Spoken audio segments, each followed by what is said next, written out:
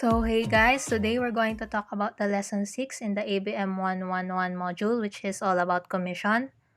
So what are we going to talk about today? So first, we're going to talk about the definition of commission, the different types of commission, the types of commission based on mode of payment, some examples in the module, and some word problems. So what is commission? So basically, commission is paying someone to do something. Like it's a form of payment to an agent for services rendered. So yung commission mo, it can either be the percentage of the revenue or your overall sales. So like, for example, yung overall sales mo for the month is 5,000 and then yung commission rate mo is 5%. So you will only get 5% of the 5,000 of your overall sales. Or yung amount ng commission can be also arranged. So here is the formula for the commission. So commission is equals to commission rate times the total sales. So there are 3 different types of commission. So the first and most basic type is the straight commission. It is also called revenue commission. So ito na yung type of commission na yung percentage lang ng overall sales mo yung makuha. Yung gaya sa example kanina yung sa 5,000 pesos, like 5% lang ng 5,000 pesos yung makuha mo. That's an example of straight commission. For the salary plus commission, like the name itself states, yung salary plus commission, it's the basic salary plus yung percentage mo of your overall sales. So like no matter ano yung sales mo, kung halimbawa like every month makakuha ka ng 10% in all of your sales.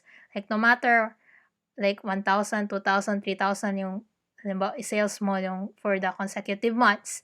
Like you will always get something like a basic salary talaga, like kung the 10,000 yung salary mo that month, so like 10,000 plus yung percentage 10% ng na benta mo for that month. So ganun yung salary plus commission. And for the graduated commission, this one depends on your sales. So like yung percentage ng commission mo, nag-i-increase siya as your sales increase. So halimbawa like for the first 1,000, you get 5% commission. Tapos yung the next 2,000, you will get like 10% commission and then so on and so forth. So ganun lang yung graduated commission, guys. So the different types of commission based on mode of payment. So like there's 2 mode of payments, which is the cash and installment basis. So yung cash basis, basically yun lang yung mga sales na na-make mo throughout cash. Like diretso lang sila, pera na agad yung binabayad, wala na tsugaretso. So diretso lang na cash yung binabayad sa'yo. And usually you solve this type of commission by using lang by straight commission. So like you're just using the formula for straight commission, which is yung formula naman din ng commission, which is the commission rate times the total number of sales. Tapos yung installment basis naman, this is the type of commission in which like kung magbayad ka na, ganyan, kung magbayad ka na, doon pa lang mo makukuha yung commission. So commission is given on the collection of payment. So like for ang example nito is like may binili ka na bahay and then like 500,000 yung overall yung price ng bahay, and then i-decide mo na like every month ka na lang mag-pay ng mga let's say 10,000 pesos hanggang ma-complete mo na yung overall 500,000 pesos ng bahay. So yun yung example ng installment basis. Kasi kung pagbayad mo ng 10,000 that month, doon mo palang makukuha yung commission mo. And so on and so forth hanggang matapos mo na mabayaran yung bahay. So that's the example of an installment basis. So, okay, so let's answer some guided practice questions from the ABM 111 module. So yung example number 1 nandoon is, Juan makes money by commission rates. He gets 15% of everything he sells. If Juan sold 230,000 pesos worth of items this month, what is his commission for the month? So, first of all, let's identify anong type of commission ba to siya. So, this is an example of a straight commission. So, bakit siya straight commission, guys? Straight commission siya kasi he gets he gets a percentage of everything he sells, diba? So he gets 15% of everything he sells. So 1 gets 15% of everything he sells. And then he sold, yung overall sales niya for the month is 230,000 pesos worth. So yan yung alam natin. So, formula for straight commission is of course formula ng commission. Same lang man sila lahat, guys. Ito pa rin talaga yung formula. Okay, so commission is equals to commission rate times total sales. So, yung alam natin is yung commission rate for this problem is 15%, or in decimal form, the 0.15. And then yung total sales mo, the total sales ni Juan is 200,000 pesos. 230,000 pesos, sorry guys. So, to solve this, you apply the formula 0.15 times 230,000 pesos, which would give us 34,500 pesos as one's commission for the month. So, ganun lang siya kadali, guys. Just remember this formula. Ito lang talaga yung importante para mag-solve ng commission. Kahit straight pa ba yan, straight commission ba yan, or yung salary plus commission, or yung graduated, ito talaga yung pinaka-importante. Guys, memorize this. Commission is equals to commission rate times total sales. Okay? So, yun. Ito yung sagot, guys. 34,500 pesos yung commission ni Juan. Okay, next. Example number 2. So, Mark makes 12,000 pesos a month plus some money by commission rates. He gets 8% of everything he sells. If Mark sold 60,000 pesos worth of items this month, what is his gross pay for the month? So, what type of commission kaya to, guys? So, this is an example of a salary plus commission. So, why siya salary plus commission? Kasi may salary siya, basic salary plus percentage of sales, di ba? Mark makes 12,000 pesos a month. So, may 12,000 pesos a month siya regardless of ano yung sales niya. Plus some money by commission rates. So, yung commission rate niya is 8% for everything he sells. And yung na-sell niya this month is 60,000 pesos worth of items. So, in order to solve for the gross pay or yung overall na nakukuha niya for that month, we have the commission rate, 8% or 0.08 in decimal, the total sales, and of course, the salary. So, we apply the formula first to get the commission for the total sales.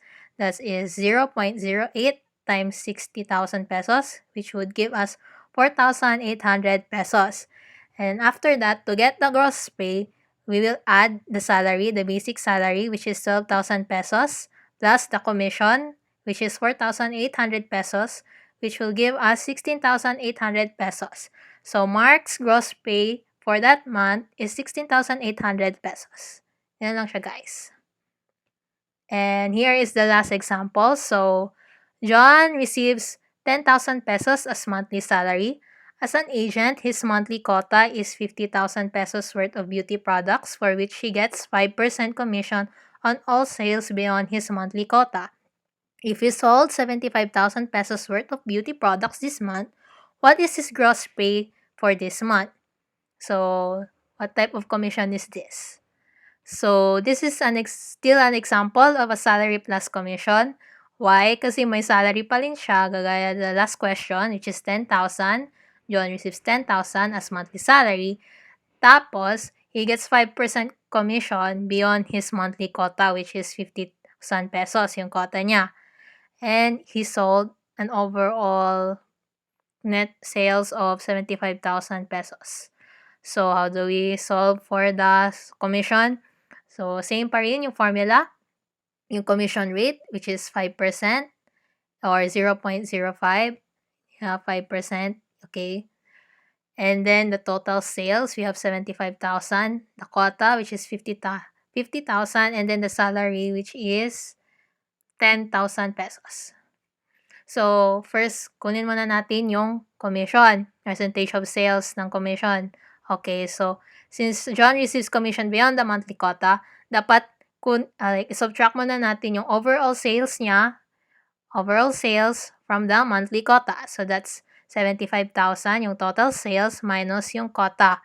Kasi beyond naman, beyond dapat yung commission, beyond the quota pa man ma-apply yung commission. So, dapat tanggalin mo muna yung 50,000 pesos, which would give us 75,000 pesos minus 50,000 pesos is equals to 25,000 pesos.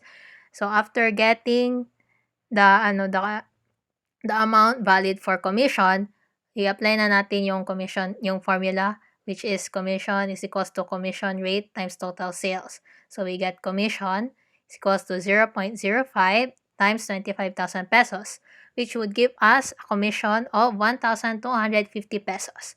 So, to get the gross pay, so we add the salary, which is 10,000 pesos, plus the commission, which is 1,250 pesos, which would give us 11,250 pesos of gross pay for that month.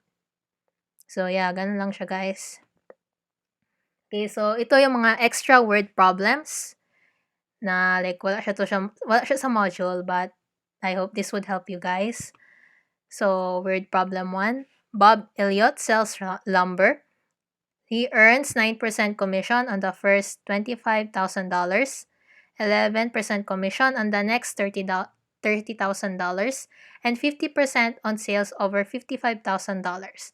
Find the graduated commission on monthly sales of $56,575. So, yeah, like the word problem said, this is an example of a graduated commission. So, how do you solve for the graduated commission? Kasi sinabi ko kanina, guys, 'di ba, na as the sales increases, nag-i-increase din most of the time yung commission. So, like, in order to get this, since iba-iba yung mga rates, pati yung number of sales, yung net sales, yung price ng sales, dapat isa-isahin muna natin to siya, guys. So, we're still using the same formula, like commission is equals to commission rate times total sales, pero isa-isahin natin siya kasi iba-iba yung commission rates nila. So, yung for the first $25,000, you will multiply it with a commission rate of 9% or 0.09. So, for the first $25,000, you will get $2,250 of commission. Tapos, yung sa next $30, yung beyond the $25,000, you will have an 11% commission rate. So, like yung $30,000 times 0.11, which was give us 3,300. So, like, why 30 lang siya, like, next 30? Kasi, kung over $55,000 na siya, like, may iba naman din siya na commission rate. So, like, 25 plus 30 is equals to 55,000. So, like, mag-stop lang tayo sa 55,000. Tapos, yung over 55,000, in order to get the amount na over 55,000, i-subtract natin yung total sales sa $55,000. So, yung total sales is $56,575 minus $55,000. So, that will give us $1,575.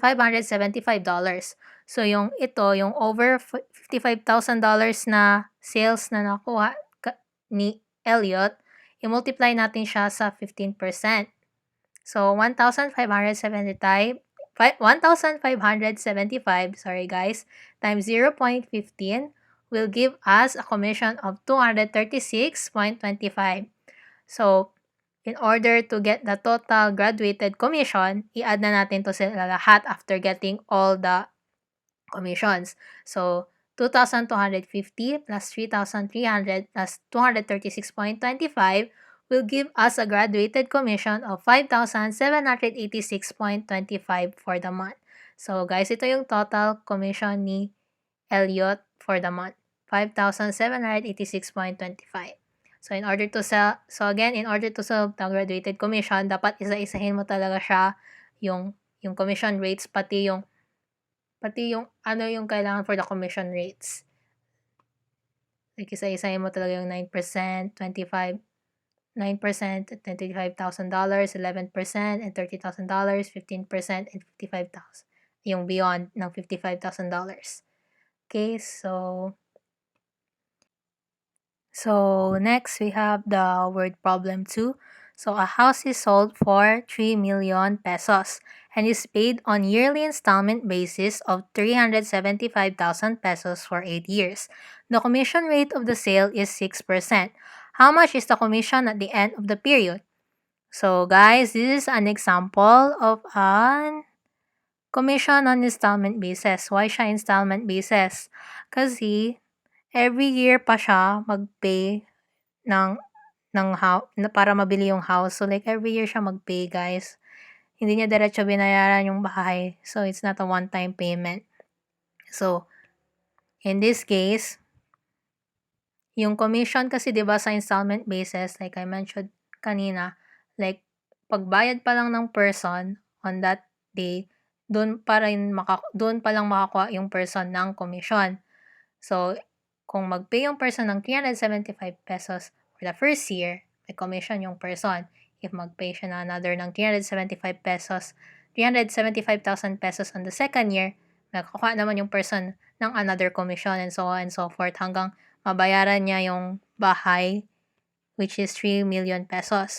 So, how do we solve this? So, first, same lang yung formula pala guys for all of the types of commission.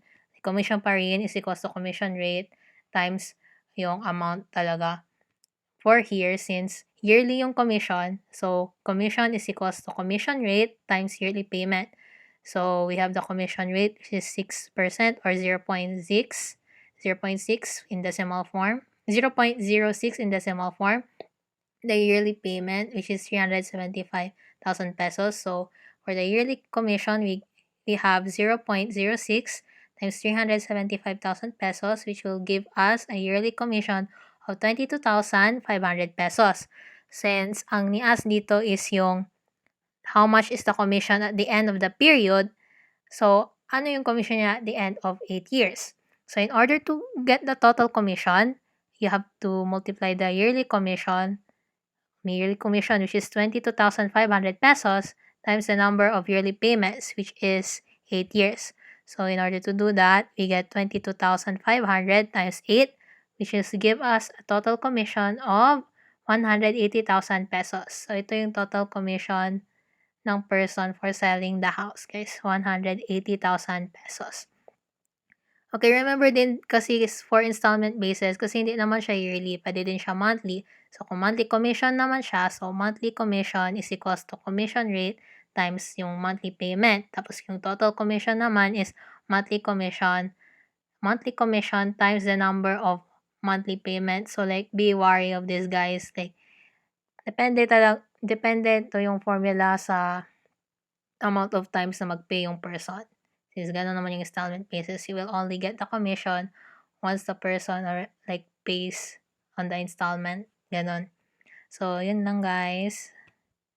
That's all for lesson 6, commission. I hope you learned something. Good luck studying.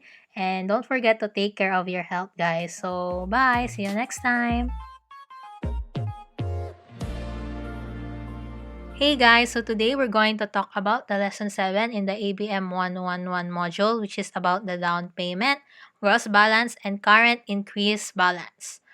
So, what are we going to talk about today? So, first, we're going to talk about the definition of down payment, gross balance, and current increase balance.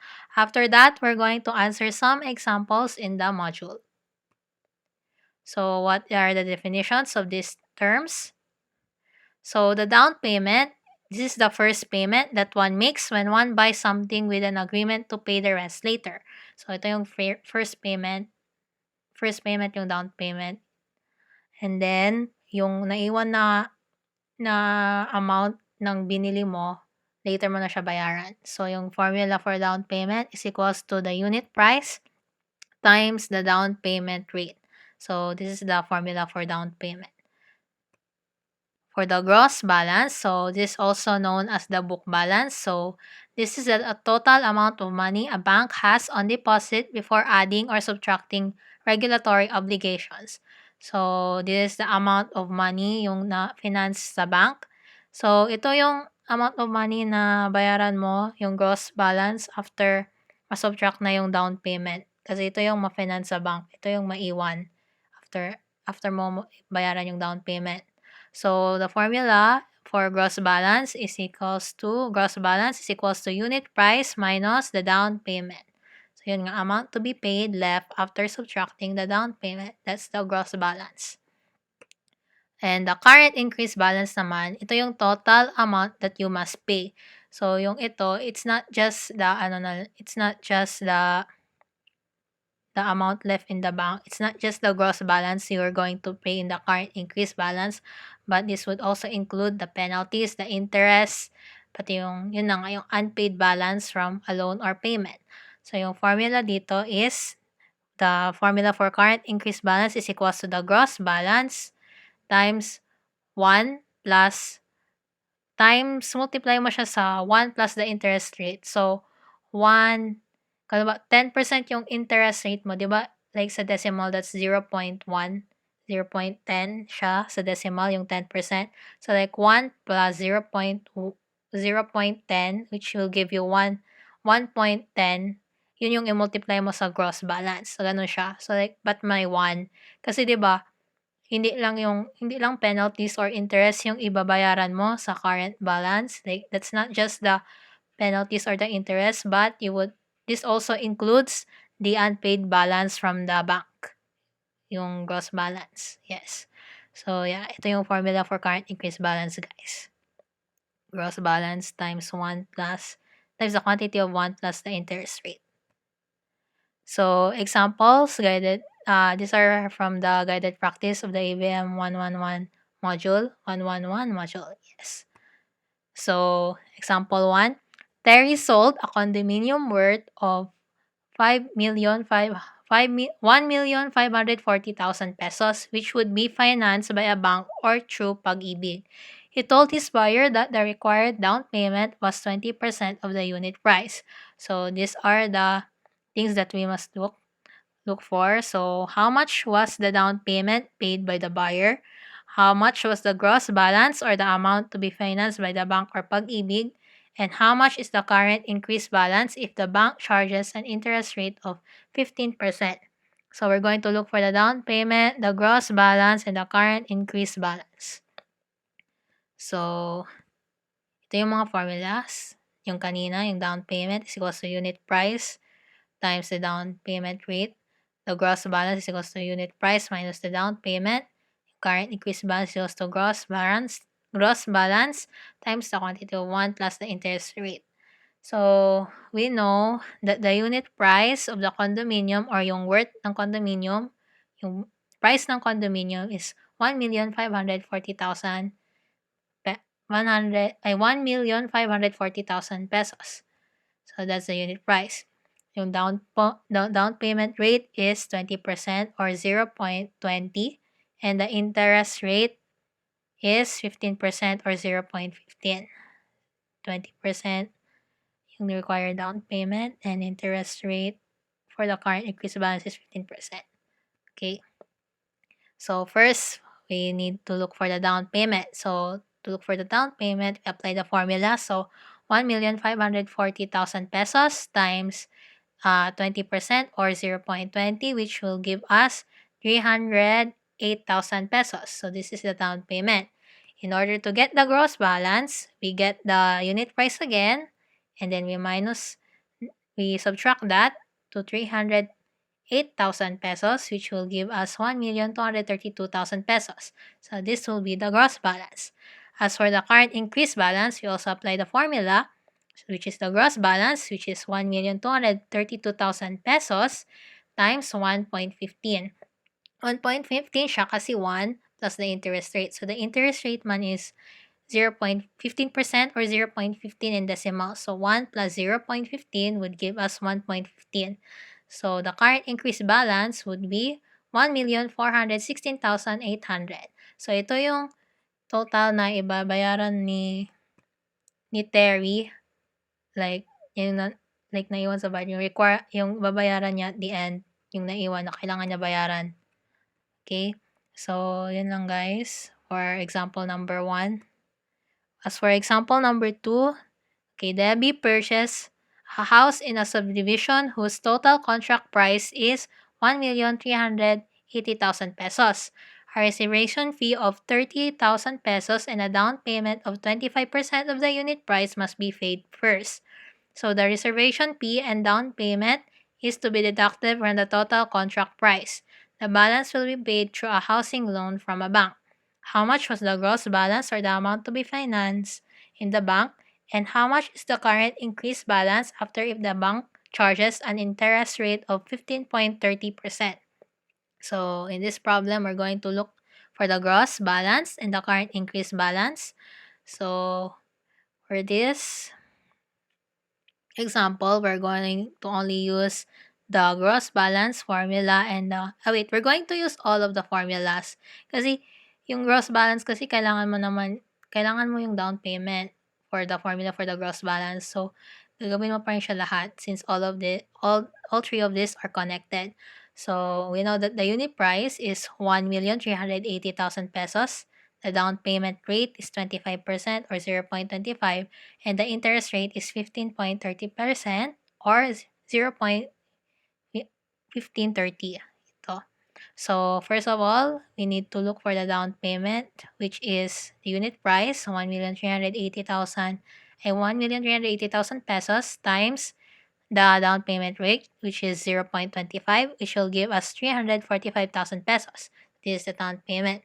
So, to look for the what's asked in the problem, which is the gross balance, the current increased balance. For the gross balance, we need to subtract the down payment from the unit price. So 1,380,000 pesos minus 345,000 pesos will give us 1,035,000 pesos, which is the gross balance.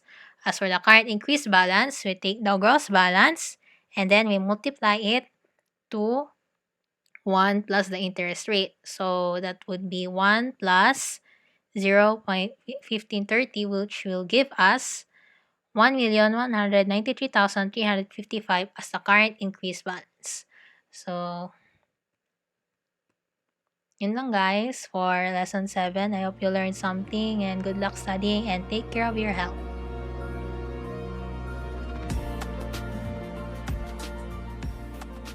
So, hey guys, today we're going to talk about the lesson 8 in the ABM 111 module, which is all about the income and the benefits.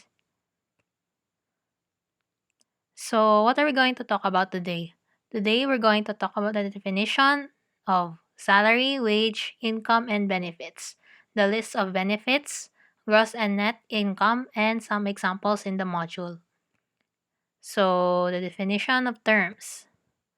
So, basically, the salary is the payment for an employee. Yung wage, same lang siya sa salary, but except it's a payment for someone who works per hour or per unit. So, like per hour per unit, yung pagbayad yung sa wage compared sa salary. Salary, like, diretso na yata yan monthly. Yes. Tapos yung sa income, it is the money earned through work or investing. Put in simple terms.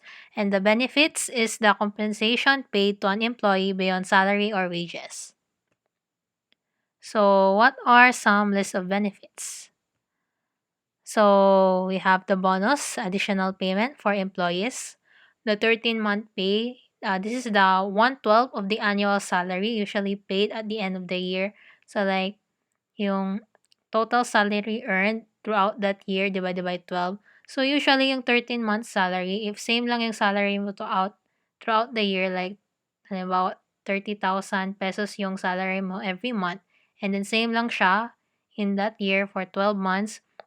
So, yung 13-month pay mo usually is yun din, 30,000 pesos. So, it's most of the time, the 13-month pay is just equivalent to one monthly salary. Yes. So, one monthly salary lang siya.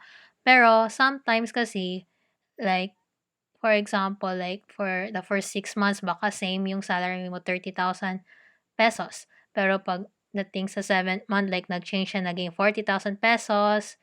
Tapos, yung next month, naging 50,000 pesos, and so on and so forth. If nag-change yung monthly salary mo throughout the year, that means you have to use the formula, like you have to add all of the monthly salary throughout the year and then you divide it by 12. Yun yung monthly pay mo. So like magiging iba yung monthly pay mo, hindi na siya yung equivalent to yung one monthly salary kasi iba-iba naman yung salary mo throughout the year. So ganun. Kasi 'di ba kung same lang yung salary mo, 'di ba 30,000 throughout the year. So 30,000 times 12, tapos i-divide mo lang siya by 12, so redundant. So, like, obviously, 30,000 lang talaga yung monthly pay mo. So, as for the rest day, ito yung rest of 24 hours for every 6 working days. So, like, this is required for every employee. For the holiday pay, okay, obviously payment during holidays. Overtime pay, yung additional payment if you're working for more than 8 hours per day. Tapos yung night shift differential, this is like additional compensation if you work between 10 p.m. to 6 a.m. So like yung difference niya sa overtime pay pati sa night shift differential is yung night shift differential may time talaga siya like from 10 p.m. to 6 a.m. So like you will only get the night shift differential if you work between 10 p.m. to 6 a.m. So like question, so like kung halimbawa mag-overtime ka o mag-overtime ka like halimbawa hanggang ano ba 8 hours, like hanggang 8 lang yung niyo, yung working hours niyo sa office. Pero nag-overtime pay ka, so like halimbawa kung overtime pay lang kasi halimbawa from 8, 'di ba 8 yung pag-end ng working hours mo, 8 p.m. to 9 p.m. ka lang nag-work, that's only overtime pay kasi wala siya part dito sa hindi siya nasakop dito sa 10 p.m. to 6 a.m. So you won't get a night shift differential, but you will get an overtime pay. Kung kung halimbawa naman kung mag-work ka from 'di ba, example ulit, 8 p.m. yung hanggang 8 p.m. lang yung office hours niyo. So if you work from 8 p.m. to 11 p.m., yung from 10 p.m. to 11 p.m., you will get an overtime pay pati night shift differential. Kasi nag-work ka lang pa sa working hours mo and nasakop siya sa 10 p.m. to 6 a.m. na part ng night shift differential. So 'di ba, you work from 8 p.m. to 11 p.m. So yung 8 to 10 p.m., like you will only get an overtime pay. Pero yung over sa 10 p.m. to 11 p.m., parang meron yung competition for paano kunin for both overtime pay and night shift differential kasi you will kung yung 10 p.m. to 11 p.m. na ni-work mo, you will both get an overtime pay at pati night shift differential kasi both siya na overtime ka nag-work tapos in between siya sa 10 p.m. to 6 a.m. So may computation yan, research nyo na lang if you're curious. Tapos, we also have the leave benefits. So, ito yung time na yung mga employers allow nila yung mga employees nila to take time off depending on the reasons. So, example for leave benefits, you have the sick leave. So, like, if may sakit ka, you can leave from work. Paternity leave, usually sa mga tatay to binibigay, like, if their wife is like bagong anak or like may miscarriage ganon, like, may benefits sila mostly. Yung maternity leave naman, like same lang sa paternity leave but for mothers. So, kala mag-give birth sila or may miscarriage, meron sila parang binibigay na benefits yung mga companies. Yung solo parent love, this is for like, yung solo parent love, this is for solo parents. Same lang din, benefits for solo parents. And the Magna Carta for women, benefits to siya for women na nag-undergo surgery for like parang summer sa reproductive system nila, like surgery in the female reproductive system. And then for the disability or life insurance, of course, this is insurance benefits na binibigay ng company sa'yo. And as for the retirement pay, this is like, for retirement. Like if you reach the age of 60 or yung compulsory retirement mo of age 65, you will get benefits for retirement. So we also have the tax benefits and non-taxable benefits. So yung tax benefits, simple lang. These are benefits that have that have income tax and withholding tax.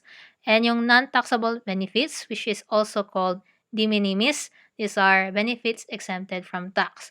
So like may list kasi to ng non-taxable benefits, but mahaba talaga siya, so I did not include it here.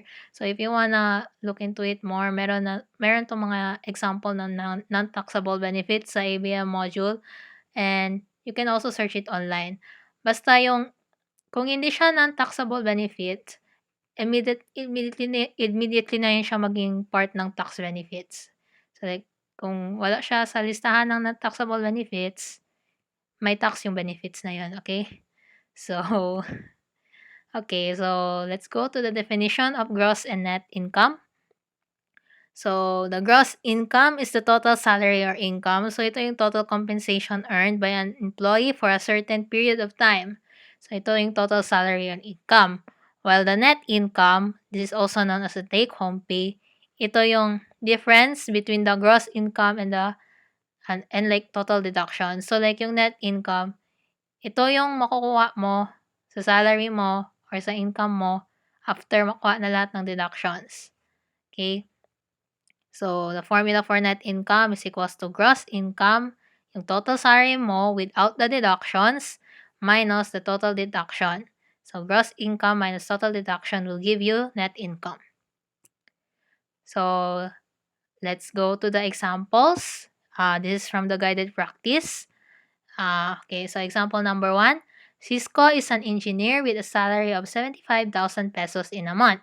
His monthly SSS contribution is 800 pesos. PhilHealth contribution is 1,000 pesos and HDMF contribution is 2,500 pesos. How much is the net salary? So, net salary or net income, same lang yan sila.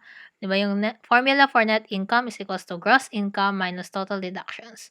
So, we know that yung salary niya or yung gross income is 75,000 pesos. Yung mga deductions niya is yung SSS contribution, which is 800 pesos, PhilHealth contribution, which is 1,000 pesos, and HDMF contribution, which is 2,500 pesos. So, we have them here listed. So, to get the total deduction, you will add all of this. 800 plus 1,000 plus 2,500 pesos will give us 4,300 pesos. So, to get the net salary or net income, we subtract the total deductions from the gross income.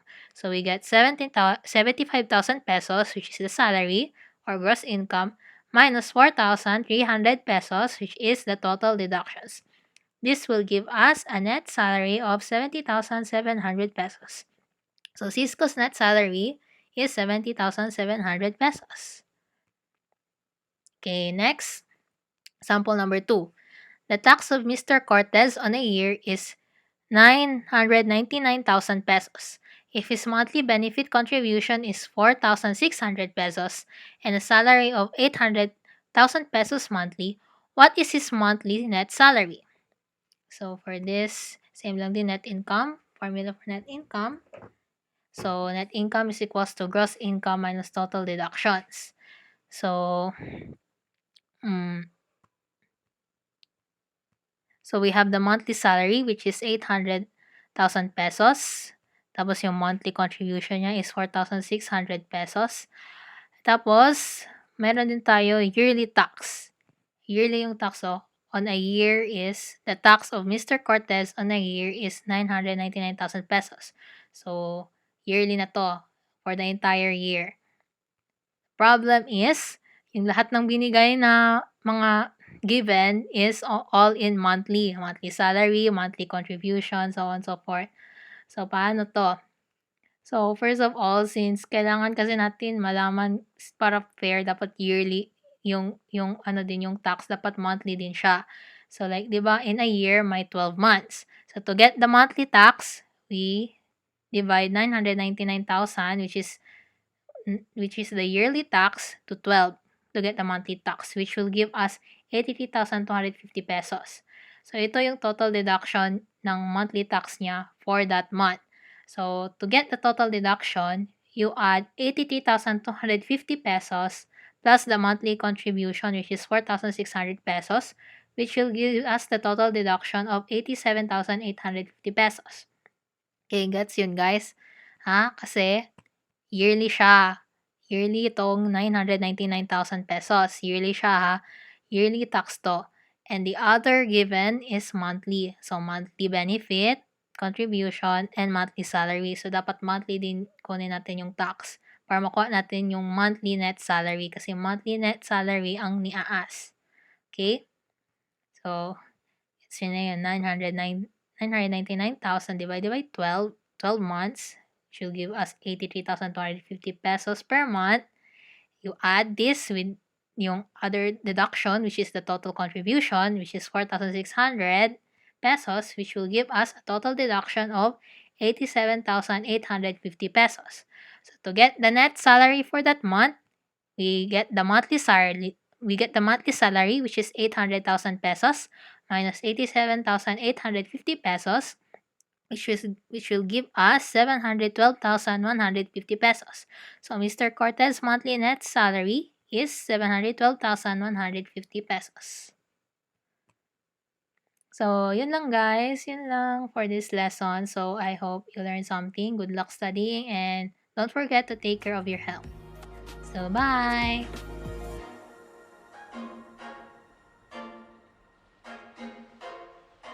So, hello guys. Today we're going to talk about the lesson 9 in the ABM 111 module, which is all about deduction and overtime pay. So, what are we going to talk about today? Today we're going to talk about deduction, income tax, overtime pay, and some examples in the module. So, what are deductions, types, and examples? So, deduction is the amount deducted to the salary that is authorized by law, an expense that can be subtracted from taxable income in order to reduce the amount owed. So, examples of deduction, yung needed deduct sa salary is SSS, Pag-ibig, and PhilHealth contributions. I think yung tatlo na to, yung SSS, Pag-ibig, and PhilHealth, like, meron talaga to yung employee. Like, meron talaga to sila, no matter where company ka pupunta. So, this is a normal deduction talaga for employees. SSS, Pag-ibig, and PhilHealth contributions. Okay, so itong table na to, this is the SSS contribution table. So, kung gusto mo malaman kung ano yung contribution mo monthly, you use this table to find out. So, yung EE dito, this one, this is for the contribution for the employee. The ER naman is the contribution for the employer. So, kung gusto mo malaman yung SSS contribution mo, first, you have to look for your monthly salary over here. So, halimbawa, 10,000 yung monthly salary mo. So, that's between 9,750 to 10,249. So, dito yung monthly salary mo. So, tingnan mo siya sa EE since you're an employee. So, kung ano siya, dito sa EE table, ano corresponding niya? Sang line ba to? I think that's 400. So, if may 10,000 ka na monthly salary, your contribution as an employee is 400 pesos. So, ganun lang paggamit nito guys. So, this is the Pag-ibig contribution table. So, for this one, like, yung employee, kung 1,500 pesos and below yung monthly salary mo, 1% lang ng monthly salary mo, yung contribution mo. If over 1,500 naman siya, yung sa employee, 2% naman yung monthly contribution mo. But, if aabot na ng 5,000 and above, yung contribution mo, 100 pesos lang yung contribution mo for that month. Regardless, basta 5,000 pesos and above, 100 lang yan siya. I think kasi because 5,000, 2% of 5,000 pesos is I think 100 pesos. I think may law yung Pag-ibig na kung lalampas na talaga siya ng 5,000 pesos, 100 na siya.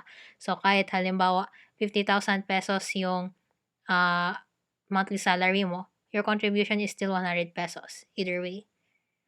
So, this one naman, ito yung for PhilHealth contribution table. So, if you want to know your contribution for PhilHealth, you use this. So, like, this is for the year 2019. So, like, kunin mo yung monthly salary mo, multiply mo by 2.75%. But since 2020 naman tayo ngayon, so 3%, 2020. I mean, 2021 na tayo ngayon. Are we 2021? Yes. Sorry, guys. So, since 2021 na tayo this year, yung i-multiply mo sa monthly salary mo is 3.50%.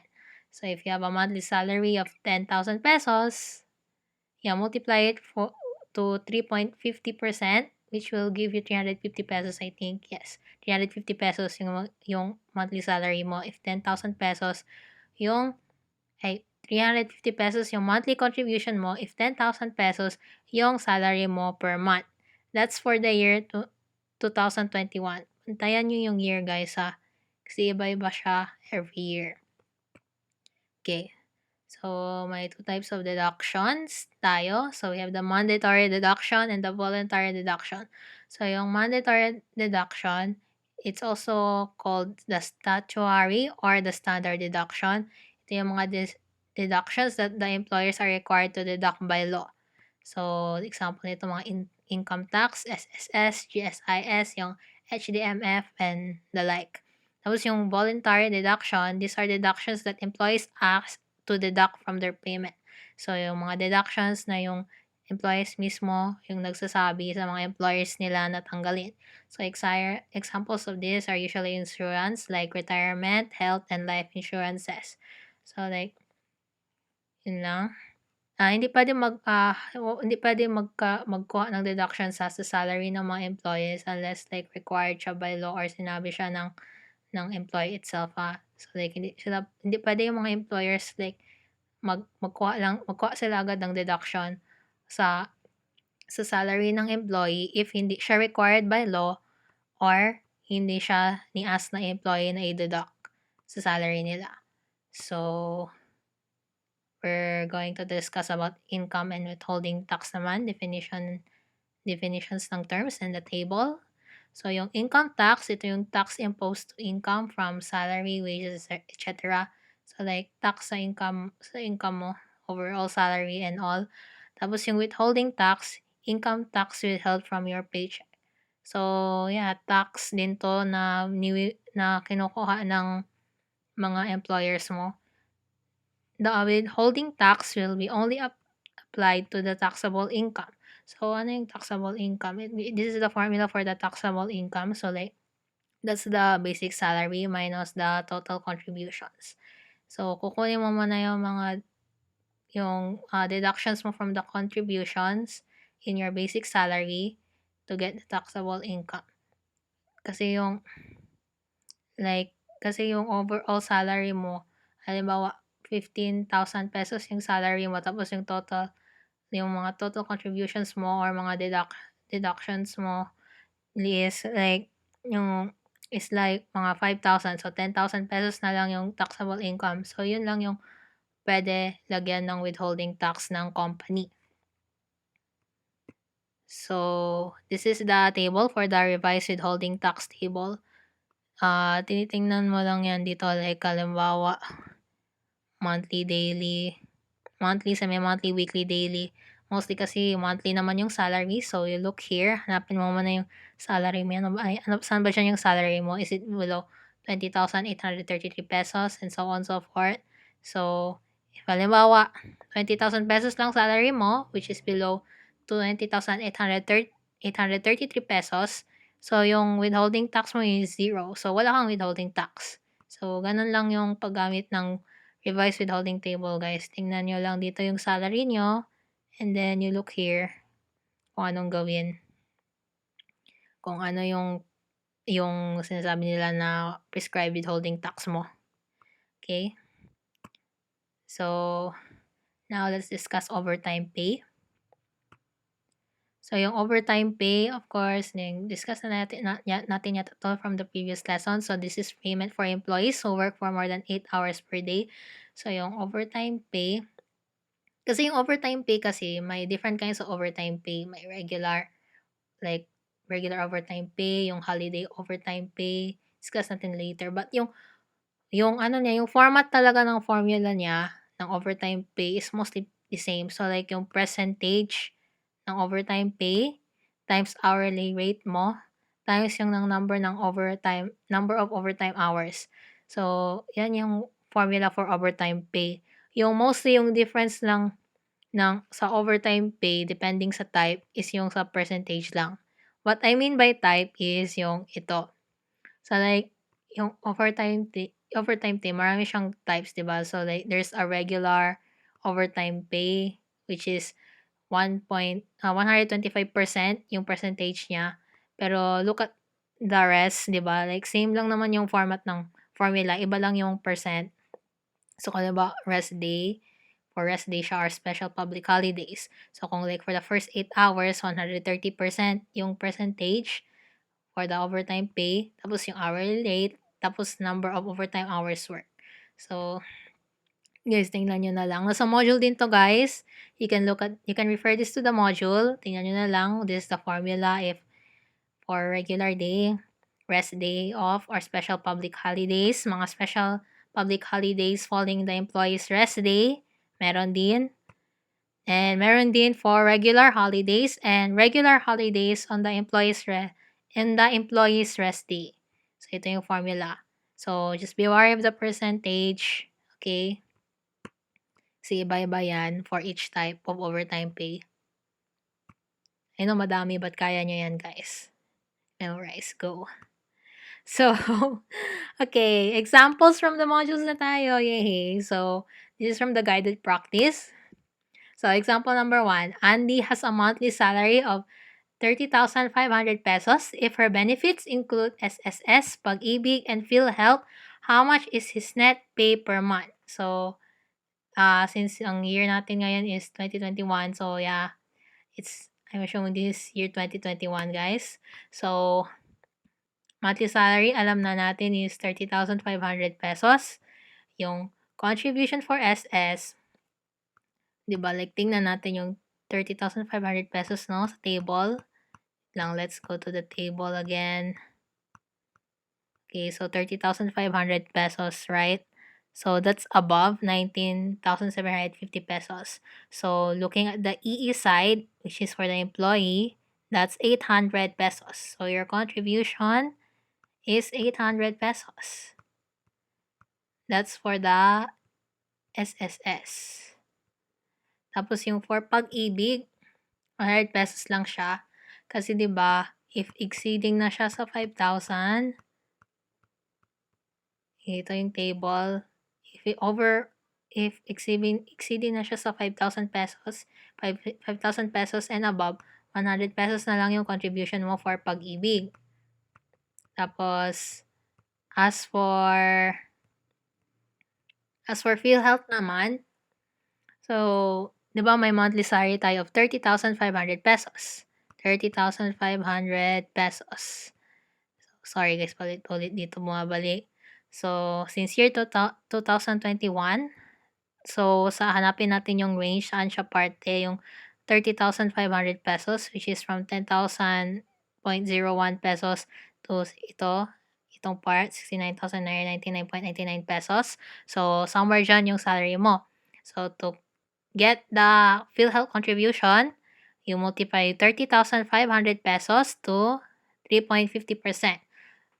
So, that's 30,500 pesos times 0.0350. Yes, 0.0350 yung i-multiply mo sa 30,500 pesos to get the PhilHealth contribution. So, I think that will give you 1,067 pesos 50 centavos. So, after, kasi tingnan mo dito, 30,500 times 0.0350. So, that will give us 1,067.50 pesos. So, after getting all the deductions, you add them to get the total deductions. That's 800 plus 100 plus 1,067 pesos and 50 centavos, which will give us a total deduction of 1,967 pesos and 50 centavos. So, to get the total net pay, so, net pay or net income, same lang yan sila. So, we get the monthly salary, 30,500 pesos minus 1,967 pesos and 50 centavos, which will give us a net pay, and this net pay, which will be 28,532 pesos and 50 centavos. So, ganun lang siya guys. Just use the tables and add mo yung deductions and then kunin mo siya sa salary to get the net pay or the net income. Okay? So, example number 2. A worker earns 195 pesos per hour. In a week, he worked 8 hours a day from Monday to Friday. In a certain week, he was asked to work on Saturday for 7 hours. That Saturday is also a regular holiday. How much is his overtime pay? So, overtime pay na naman ang hanapin natin. So, what type of overtime pay is this? So, this is a regular holiday falling on the employee's rest day. Tapos for the first 8 hours siya kasi 'di ba? O 7 hours lang siya nag-work on a Saturday. In a certain week, he was asked to work on Saturday for 7 hours only. Tapos, regular holiday. Yeah, regular holiday daw yung Saturday na yon. And employee's rest day siya, falling on the employee's rest day kasi yung the worker only works from Monday to Friday. So, rest day niya yung Saturday and Sunday. So, since rest day niya yung Saturday and Sunday, which is yung day na nag-work siya, pati regular holiday din siya. So, yung formula ka natin is for regular holiday falling on the employee's rest day. So, looking at the list of formula, regular holiday falling on the employee's rest day. So, for the first 8 hours, ito yung formula. Overtime pay is equals to 260% times hourly rate times number of overtime hours worked. So, 260% yung percentage for this. See, so overtime pay is equals to 260% times hourly rate times number of overtime hours worked. So, the hourly rate is 195 pesos, stated here. 195 pesos per hour. Tapos yung overtime hours niya is 7 hours. So, the overtime pay, change this to decimal. So, move 2 decimal places from here. 1, 2, so 2.6 times the hourly rate, which is 195 pesos, times the overtime hours, which is 7 pesos, which will give us the workers' overtime pay as 3,549 pesos. So, yun guys, ito yung overtime pay ng worker, 3,549 pesos. So, yeah guys, if you're solving for overtime pay, first, you have to know if what type of overtime pay ba yan siya, what type of overtime ba to, regular ba to, special holiday, or like regular holiday falling on the employee's rest day. Maraming types. And kailangan mo din alamin if for the first 8 hours ba siya or for more than 8 hours din siya. Kasi iba din siya in excess of the first 8 hours or for the first 8 hours siya. So, always remember these formulas. Always look for these formulas when you're solving for overtime pay, okay? So, I think yun lang. Yes, yun lang guys. So, that's all for lesson 9. So, yeah, good luck studying guys. I hope this helps. And remember to take care of your health, okay? So, bye for now.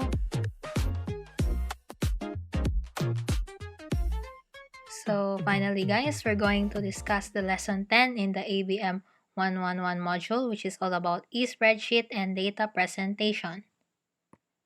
So, what are we going to discuss today? We're going to discuss how to use Excel spreadsheet, like how do you list the salaries there, or like how do you use it to solve problems like for the overtime pay of the employee, how to make pie charts using Word, so like you can show the breakdown of the salary, and some examples in the module. So, how to use Excel spreadsheet. These are the steps for computation. So here's the steps. So first, you have to input all the necessary data in the spreadsheet. Second, input the formula to solve the given data. So like for example, sa formula for the overtime pay, lagay mo siya doon sa Excel spreadsheet para isolve niya. Tapos, next, apply the formula to the necessary column. So kung like more than one column yung need ng formula for the overtime pay, or like more than one cell, like ilagay mo yung formula, or meron yung shortcut which I will show you later on after I explain the steps. Tapos, lastly, after you apply the formula, the spreadsheet will automatically solve the data. So, hindi mo na kailangan mag-use ng calculator or mag-compute using your calculator by hand. So, how about how to make pie charts using Word? So, to show the breakdown of the salary, so here's the steps. First, arrange the data in a table. So, para like organize tayo and hindi tayo nahihilo. Next, you look for the insert button sa Word, charts, and then meron yung mga pie charts, magpili ka lang. This depends on your, ano yan, yung version ng Word mo. So, like, pero mostly kasi yan basta yun nandun yung pie chart sa charts na parte. So, just look for the charts part kung wala yung insert. Kasi depende yan sa type of word na meron kayo, kung anong version. So, next, after mo mag-pick ng pie chart, meron yan Excel sheet na maglabas. So, in that Excel sheet, you enter the data needed. Then, after that, the pie chart will automatically show the data. So, here's an example from the guided practice of the module. So, Robert, a secretary, has a monthly salary of 50,000 pesos. So, aside from his standard contribution for his benefits, he is also paying for a housing loan of 5,600 pesos per month and a private life insurance of 500 pesos per month. Create a graph that will represent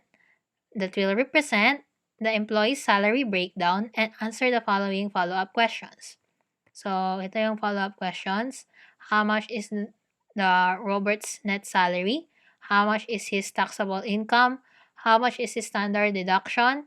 How many percent of his gross salary does his net salary comprise? How many percent of his gross salary does his total deduction comprise? So, we're going to show this in the Excel and Word. So, guys, ito na yung Word and Excel of the problem. Like, rough lang. Like, rough Word and Excel of the problem. So, ito yung mga sagot ng follow-up questions. Net salary, taxable income, standard deduction, which yung standard deduction is yung SSS, yung pag-ibig and PhilHealth, yung percent ng gross salary from the net salary, and yung percent ng gross salary to the total deductions. Yung mga percent dito not exact ha, kasi yung ginamit ko kasi dito is from Word, yung ito.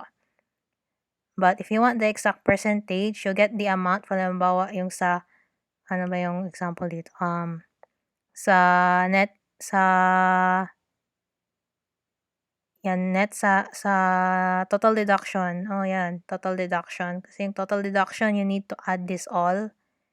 Yung standard contributions, pati yung mga voluntary deductions, yung housing loan, life insurance na mention dito kanina. So, you need to add that. So, if you want the exact percentage, you have to add that. Tapos, i-divide mo siya sa gross pay or the salary, which is 50,000 pesos in this case, to get the exact percent. But, yeah.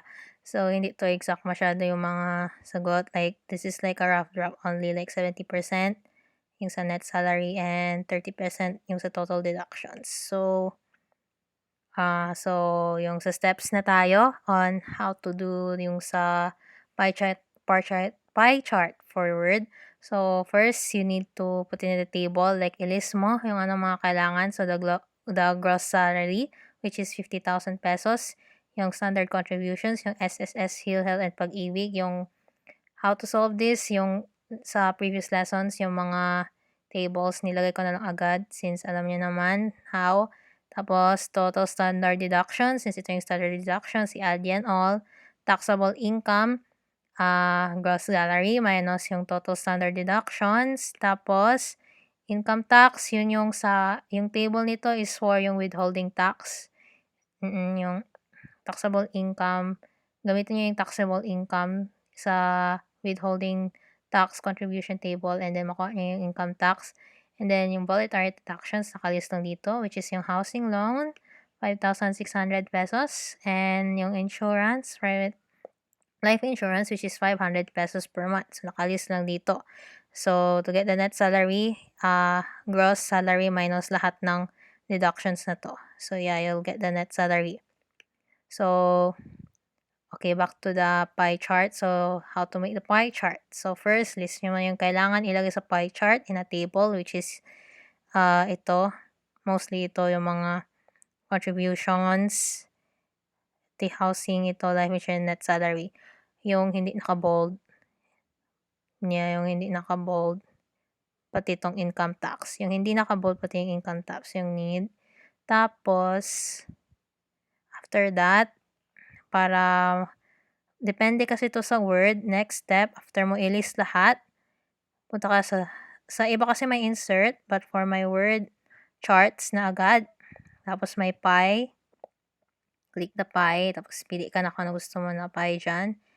Click mo. And then after you click, may lalabas yan agad na Excel sheet.